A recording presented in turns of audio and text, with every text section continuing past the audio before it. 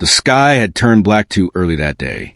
Storm clouds hadn't formed, but something darker had. Vena stood among the ruins, her breath calm but her heartbeat loud. She gripped her spear tighter as the wind carried the smell of smoke and burning metal. The war wasn't supposed to come here, not to the sacred ridges of Anakar. The council had promised this region would stay untouched. But promises meant nothing when humans were involved. Vena had watched their drop pods descend like silver needles stabbing the earth. They didn't shout or announce their arrival. They just landed and started fighting. Her people had barely reacted before explosions lit the sky. Soldiers, hers and theirs, died screaming, and the holy stones cracked under plasma fire. Now, only scattered fire and corpses remained. Vena moved quietly, stepping over ash-covered rocks and charred roots. Her armor was cracked at the shoulder. Her blade was chipped. She had nothing left but her flask. It bounced against her side with each step, heavy with its glowing liquid, the water of Zelthera. Only a few bottles remained in the galaxy, passed down from queen to warrior, meant to be shared with kin in their final breath. It was sacred, not because of what it could do, but because of what it meant. Trust, honor, farewell. But now, her kin were gone, her squad lost in the forest ambush. She had wandered since the blast, searching for survivors, but found only silence and smoke. And then she saw him, a human, motionless, half buried under fallen bark and cracked stone. His armor was torn open, wires sparking, skin burnt. But something strange pulsed faintly under his ribs, a blue light that throbbed like a second heartbeat. Vena moved cautiously. Her people feared humans, not because they were stronger, but because they changed things. Wherever they went, balance broke. Agreements failed. The galaxy tilted sideways. Still, something about this one made her pause. He looked young, maybe her age. His beard was short and rough. His chest barely moved, and yet the glow inside him refused to die. She stood over him for a long time. Her hand hovered near the flask. She knew what she was thinking, and she hated it. The rules were clear. The liquid was for her kind only. Giving it to an outsider was betrayal. But leaving him there, watching him die slowly, felt worse. Her fingers moved on their own. She uncorked the flask and dropped to her knees. She held his head up gently and tipped the edge of the flask to his lips. The gold-blue liquid dripped slowly into his mouth. At first, nothing happened. He didn't swallow. She thought she was too late. But then his lips twitched. His throat moved. He drank. The ground shifted beneath her. The wind stilled. The light inside his chest flared bright. She dropped the flask and backed away as heat pulsed from his body. His skin glowed faintly. Not healed, but changing. Like something ancient had touched him. Vena stared in disbelief. Her people's water had never done this. It soothed pain, eased passing. It did not twist the body. It did not breathe new light into broken bones. The human opened his eyes. They were no longer the dull brown she expected. They shimmered with veins of silver and blue. He looked at her, not with confusion but clarity, like he had just remembered who he was. She did not move. He did not speak. But between them, something had already changed. He exhaled deeply. The steam that left his lips glowed like starlight. Vena did not understand what she had done. Her fingers trembled slightly as she watched the man's chest rise and fall. His breathing was stronger now, but not natural. Each breath came with a faint hum, like energy pulsing through crystal. The liquid from the flask had disappeared. Not a single drop remained on his lips. It had gone into him fully, soaked through flesh and bone. Her heart thudded with worry. That water was meant to guide the soul to peace, not to bring it back. She circled him slowly. His hands twitched now and then. His skin, though still marked with burns and scratches, had taken on a shine. Not wet, not oily, just glowing, as if the light within was leaking through cracks. Then, suddenly, he sat up. The movement was smooth, too smooth for someone who was nearly dead a moment ago. Vena backed away, hand on her blade. The human turned to her with wide eyes, blinking fast. His gaze scanned the space around him like he was searching for something lost. His lips moved. Words came out, but they weren't words she understood. The tone was soft, slow, not hostile. Then he stopped, tilted his head, tried again. This time, in broken common tongue, he said one word, help. Vena hesitated. She had already helped. That flask was meant to be her final act. Now he was alive, changed and speaking. But what came next? She didn't even know if he was still truly human. She stepped closer again. He didn't resist. His eyes met hers, steady and calm.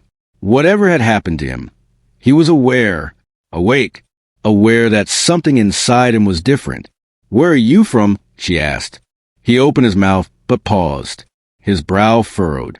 Then he looked up at the blackened sky and said, nowhere. The word chilled her more than it should have. Not Earth, not a colony, just nowhere, as if he no longer belonged to any place.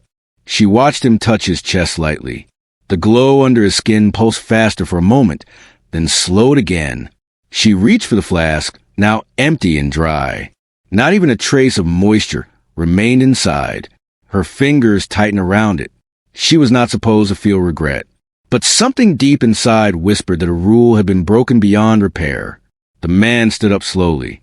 His legs shook, but held. He looked around the scorched clearing, at the bodies and broken trees. His face did not twist in horror. He only nodded, as if remembering a dream. I was falling, he said quietly. Then you? Vena frowned. She didn't know what kind of fall he meant. A crash? A mission gone wrong? Or something deeper? Something not physical. Her eyes stayed locked on him as she asked, where are you now? He looked down at his hands, flexed his fingers, turned them over. The skin shimmered faintly, veins bright as starlight. He didn't answer right away. When he did, his voice sounded far away. I don't know. It was not just his voice that had changed. It was the silence that followed. The forest, once full of smoke and burning roots, now seemed to hold its breath. Even the firelight felt dimmer, as if watching them both carefully. She took one step forward and placed the empty flask into her satchel. Then she looked at him again. There was no going back to what she knew. Not after this. The laws, the stories, the ancient warnings, they were no longer strong enough to guide her. And yet, for reasons she didn't understand, she didn't feel afraid. They walked in silence for a long while. The smoke had begun to clear as wind rolled down from the cliffs.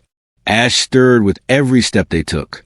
The man said nothing more, but his eyes kept searching the horizon like he expected something to come chasing him. Vena stayed close, though every instinct told her not to trust him. His movements were too smooth, too precise.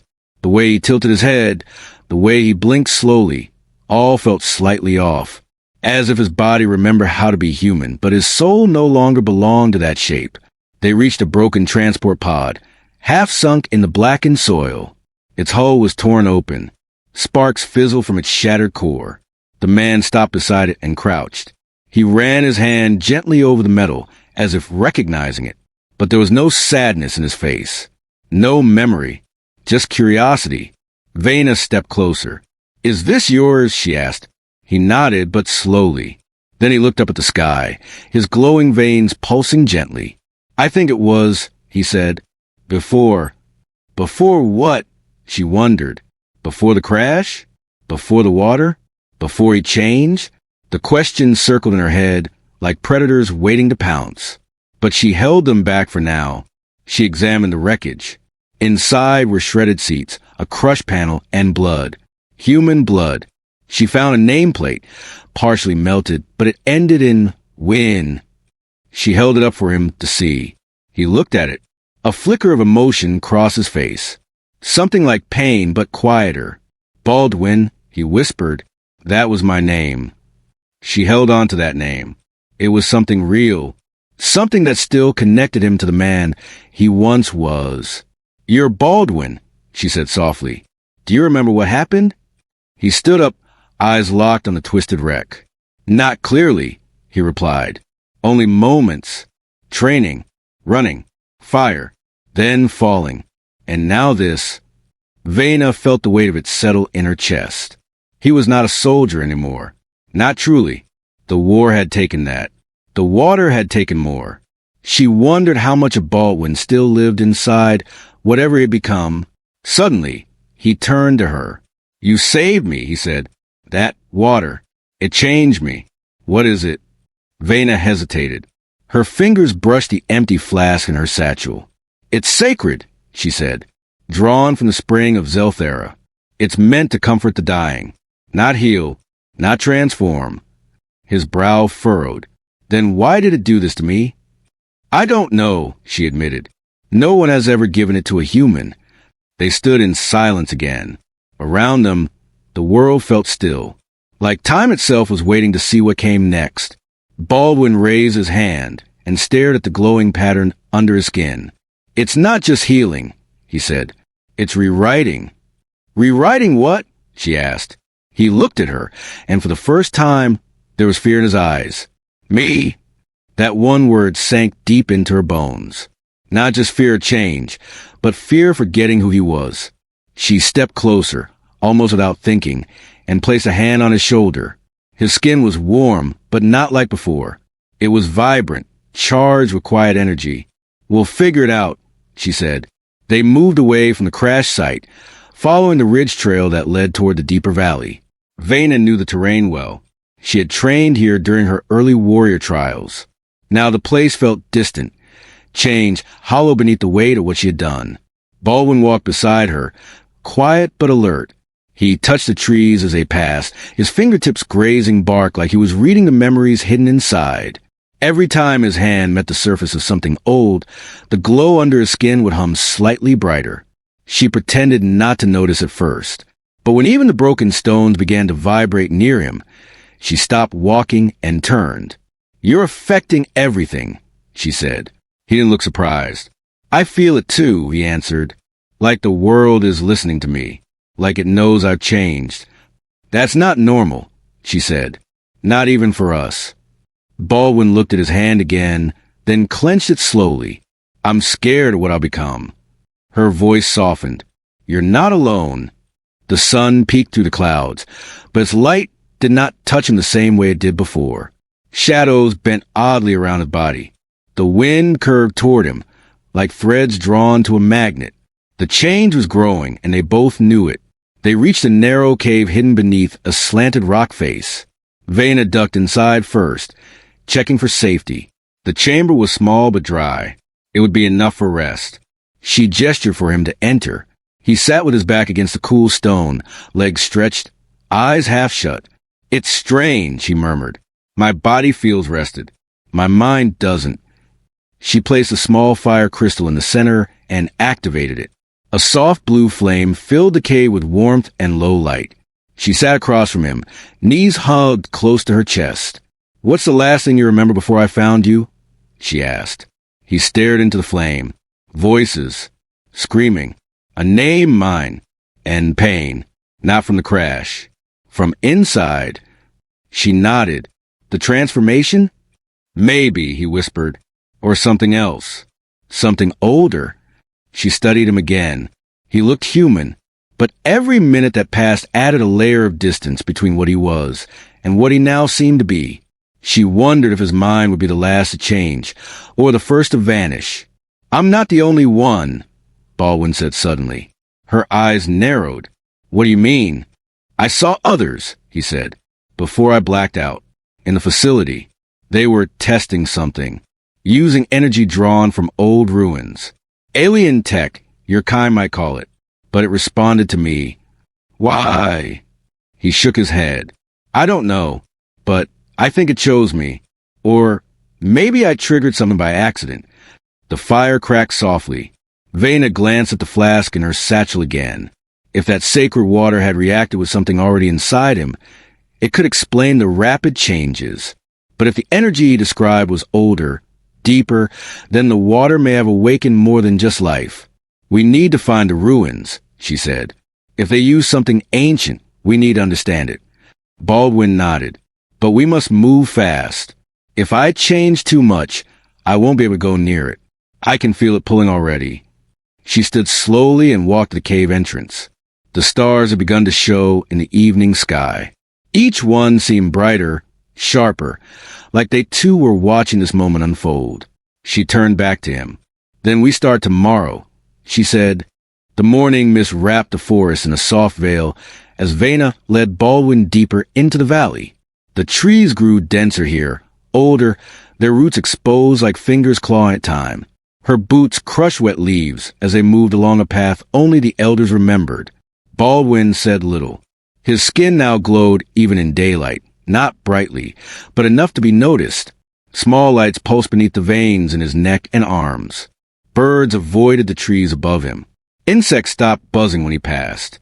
The forest had begun to react. Vena noticed the changes, but kept walking. She told herself this was the only way forward. If they could reach the ruins he had seen, maybe they could find the cause. Maybe they could undo what was happening to him. Or understand it before it was too late. A large ridge rose ahead of them, jagged and dark, its stone covered in moss and strange markings. She slowed her pace and pointed. "We're close," she said. This area was forbidden for generations. "Because of what's buried beneath it?" Baldwin asked. She nodded. "The council said the ground here hums, that old voices sleep under the rock." "I can hear them," he said softly. Her steps paused. "You what?" He looked at the ridge with distant eyes. "I don't know how, but there's something calling, a hum in my mind. It's growing louder the closer we get." She gripped her weapon. "If it gets worse, we turn back." "No," he said. "We have to see this through." The top of the ridge was marked by a black stone gate, half collapsed, covered in vines and ancient symbols. Vena moved ahead and touched the symbols carefully. They pulsed once under her fingers, but when Baldwin stepped closer, they lit up like stars. She turned to him, her voice tense. "This place recognizes you." "I think it was waiting," he whispered. The stone gate shifted slightly. Dusk fell. A narrow path opened beyond it, leading into a sunken cavern carved with runes. They entered slowly, the air thick with the scent of earth and memory. Each step echoed as if the stone itself breathed. The runes on the walls began to glow as Baldwin passed them. The lights followed him like a trail, soft blue and white. Vena touched none of them. She could feel a pressure in the air, like something ancient watching from the dark. In the heart of the chamber was a platform. Upon it sat a crystal sphere, floating just above a metal cradle. The glow inside it matched the pulse in Baldwin's chest. He stepped forward, drawn to it like gravity. Vena placed a hand on his arm. "Are you sure?" "No," he answered, "but I feel like I've touched it before. In another life." He reached toward the sphere. As his fingers neared it, the glow intensified. The walls trembled slightly. The air rippled around them. Then his hand met the sphere, and the entire cavern lit up. A wave of energy passed through them both. Vena fell to one knee, gasping. Images flooded her mind. Stars twisting, machines breaking, a city swallowed by light. Baldwin stood still, his body shaking. His eyes closed tight, his jaw clenched. The glow in his veins burst outward for a moment, forming patterns across his skin. Then it faded and the sphere dimmed. Silence returned to the chamber. He opened his eyes slowly. They were not the same as before. They were deeper, colder, and filled with knowledge. Vena rose slowly. "What did it show you?" she asked. Baldwin stood in silence as the glow around the chamber faded. His hand slowly dropped from the sphere, and he took a single breath. The air around him still shimmered faintly, but his body had stopped glowing for now. Vena stepped closer, her voice low and steady. "What did you see?" He blinked a few times, then looked at her. "Not what?" he said. "Who?" She frowned. "Someone spoke to you?" "More like they remembered through me," he replied. "I saw them, tall beings made of light and metal. They walked this world long before us. They created the sphere as a key, a memory vault." Vena turned toward the sphere. It looked calm now, like nothing had happened. "Why did it respond to you?" "Because I carry part of them," Baldwin said. "They were the ones who started the project I was part of. The humans found remnants of their tech, tried to use it for war." She stepped back, stunned. "You mean your people experimented with ancient power they didn't understand?" He nodded. And I was the test subject that lasted the longest. Her jaw tightened. They used you. His gaze fell. Yes, but now I'm becoming what they feared. The room felt colder. The blue flames on the walls began to dim as if the chamber had given all it could. Vena glanced around, uneasy. Can we leave this place? Baldwin turned toward the exit. We must, but something followed us in. Her breath caught. What do you mean? The light woke something. A guardian. Or a warning. I felt it watching us. They hurried back through the tunnel. The runes no longer glowed. The stone felt heavier, the silence sharper. Every step echoed like thunder in a tomb. As they neared the gate, a distant growl echoed behind them. Vena spun, blade drawn. That's not an echo. Baldwin didn't speak. His eyes had already begun to glow again. He reached out, touched the wall, and whispered something in a language Vena had never heard. The rock shifted slightly, as if recognizing his command. The growl came again, closer. This time, followed by scratching claws on stone. Vena pulled Baldwin forward. We run. Now! They burst from the gate as a shadow twisted through the tunnel behind them. It didn't look like a creature. It looked like moving smoke, shaped by rage and memory. The ground cracked as it followed. Baldwin turned and raised his hands. Light burst from his palms, striking the gate entrance. The stone trembled, then collapsed. Dust filled the air. The shadow howled, trapped inside. He fell to one knee. Steam rose from his back. The light in his veins dimmed. Vena rushed to his side. Are you hurt? He shook his head. It takes energy to control it.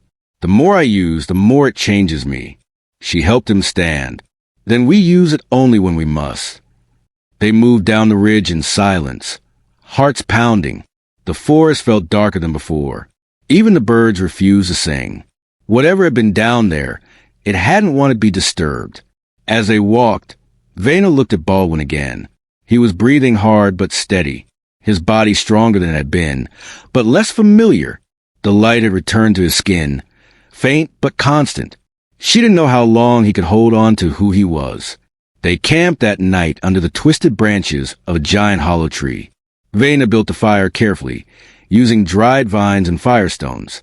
Baldwin sat across from her, quiet and distant. His skin gave off a faint light, soft and cold like moonlight. The air was colder now.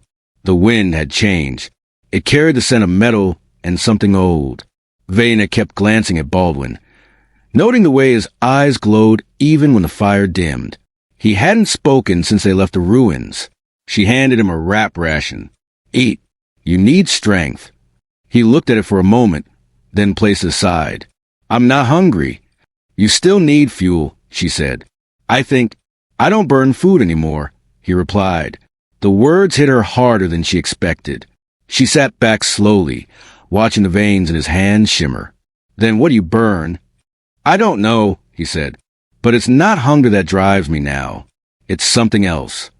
Vena folded her arms. You're changing too fast. I feel it, he whispered. Pieces of who I was are fading. I remember being Baldwin, but now it feels like I'm remembering someone else's life. She leaned forward. You are still you. He smiled faintly. You're the only one who believes that. The fire cracked quietly. Above them, stars blinked through the branches. Vena let the silence sit between them. Her people believed that moments of stillness revealed truth. She hoped this one would speak before it vanished. I saw something else, Baldwin finally said, back in the chamber. She looked up. What was it? A city, he said, buried in the stars. Not human. Not yours. Older. Sleeping. Vena frowned. What does it have to do with you? They want me to go there, he said. I don't know how, but they do. She stared into the fire. Then we're not done. No, he said. This isn't about me anymore. She turned to him. Then what is it about? Awakening, he said. Not just mine. Theirs. Vena's throat tightened. The ancient ones? They left echoes, he said. Warnings. And doors. Her hand went to the empty flask in her satchel. That water had changed everything. Had she given it to a man, or had she given it to a key? Was Baldwin just the first lock turned? You don't have to go alone, she said. Baldwin looked at her, something soft returning to his face. You come with me? You didn't choose this, she replied. And neither did I, but it chose us. The wind howled through the trees like something distant answering her voice. The fire flared for a second, then calmed. Baldwin looked up, his face lit by orange and blue. They'll try to stop us, he said. Humans, maybe even your kind. Let them try, she said. The sky was dark when they reached the edge of the forgotten plains. Strange spires of metal and stone jutted from the ground like the bones of a buried titan. The land around them was silent, unnaturally so. Even the wind held its breath. Baldwin stepped forward, his skin pulsing with soft light. Each step he took caused the ground beneath him to react. The stones vibrated slightly. The grass bent toward him as if reaching. Vena followed behind, her blade in hand, her eyes scanning the horizon. This is where the map ended, she said. There's no record beyond this point. Baldwin didn't stop walking. That's because it was erased. She caught up to him. By who? By those who were afraid of what they couldn't control, he replied. They reached a large circular platform carved with glowing symbols. Baldwin stepped onto it, without hesitation. The moment his foot touched the center, the symbols lit up. A low hum filled the air. Vena tensed. Something's waking up. Baldwin turned to her. This is a gate. To where? To the city, he said. To the place I saw. It's not here. Not above ground. It's buried. Before she could respond, the platform cracked open along its edge. Sections shifted downward, forming a spiral staircase that led into the earth. A beam of light shot into the sky, then faded. The hum grew stronger. Vena hesitated at the edge. Do we go now? Yes, Baldwin said. There's no turning back. They descended slowly. The air grew warmer as they went. The walls were lined with crystalline panels that reflected moving lights. Voices whispered faintly, but the words made no sense. It felt like walking through memory. At the bottom, they entered a vast chamber. Structures curved like vines growing from polished stone. Floating orbs hovered silently, casting soft light. At the far end was a tall archway pulsing with a heartbeat-like rhythm. Baldwin approached it and placed his hand on the center. The pulse matched his. The glow in his veins brightened. Vena watched closely, her grip on her weapon tightening just in case. A voice filled the chamber, deep and layered. It spoke in a language neither of them knew. Baldwin's body stiffened. The arch responded by opening into a swirling portal of blue and white energy. She's calling me, he said. Vena stepped forward. Who? I don't know, he replied, but she's part of me now. Vena's chest tightened. If you go through, you might not come back the same. I'm already not the same, he said. But I trust you. If I lose myself, you'll bring me back. He turned and looked at her one last time. She nodded once and said nothing. Words weren't enough for what they shared. Then he stepped through the portal. Light swallowed him instantly. Vena held her ground. The portal remained open. Her heartbeat pounded in her ears. She didn't know what waited on the other side, but she knew her part wasn't over. Not yet.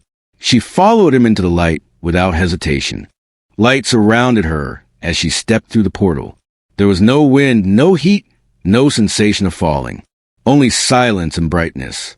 Her body moved forward while her mind struggled to keep up. Then the light faded, and she stood on the other side.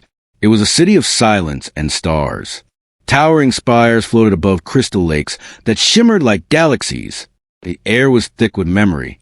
Vena took a slow breath and stepped forward, the surface beneath her feet rippling like water but holding her weight. She spotted Baldwin near the center of the open plaza. He was standing completely still. His arms were at his sides. His body glowed brighter than ever. Lines of light ran across the ground around him, connecting to the towers. She called his name. He turned toward her. His face was calm, peaceful, but his eyes held something new, something ancient. He walked to her slowly and placed a hand over his heart. They're awake now, he said. Who? She asked. The ones who built this, he answered. They were waiting for someone like me. You mean someone changed? She said. Someone reborn, he replied. But I'm still me, because of you. She stepped closer. The light around him didn't push her back. It welcomed her. She reached for his hand, and it felt warm. Real. Still human. Still him. He squeezed her fingers gently. You're not lost, she said. No, he said. I'm whole. He looked around the plaza. They left this place behind to sleep, to wait for a time when the stars would be ready. The portal opened because I carried their spark. Your water completed it. It made me more than the test subject I was meant to be. Vena's voice dropped. So what happens now? Baldwin turned toward the lake. Its surface began to shift, rising upward into new shapes. Ships, beacons, signals flashing into space. We sent a warning, he said, to both our worlds. A warning? She asked.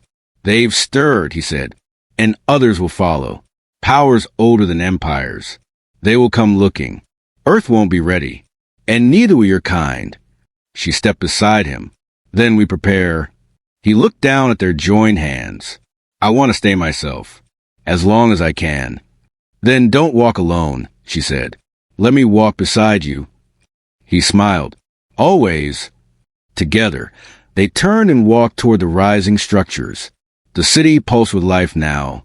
Lights moved through the towers like thoughts in a brain. Doors opened, revealing knowledge sealed for eons. The future had begun to stir beneath their feet. Behind them, the portal faded slowly. The connection to the surface remained, quiet and watchful.